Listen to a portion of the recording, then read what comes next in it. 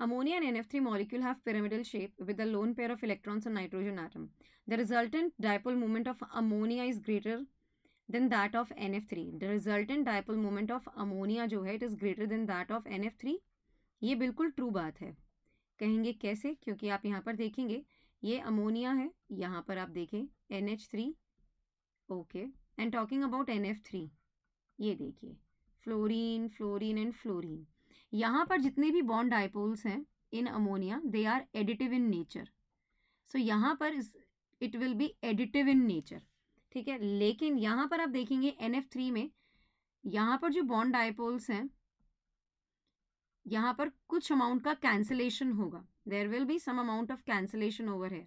Mu not equals to 0 दोनों में रहेगा, लेकिन यहाँ पर there will be cancellation out of the bond dipoles, क्योंकि NF में fluorine is more electronegative, so bond dipole will be towards the fluorine basically, ठीक है. एंड लोन पेयर का बॉन्ड डाइपोल जो होगा वो लोन पेयर की तरफ रहेगा, तो यहाँ पर कुछ कैंसिलेशन होगा, लेकिन अमोनिया में it will be additive in nature.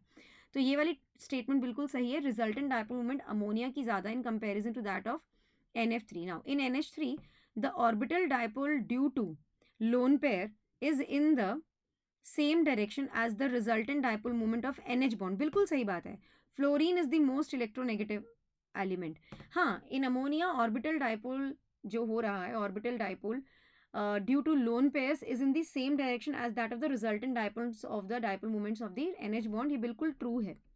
तो यहाँ पर मैं यही कहने वाली हूँ कि both A and R are true and R is the correct explanation of A.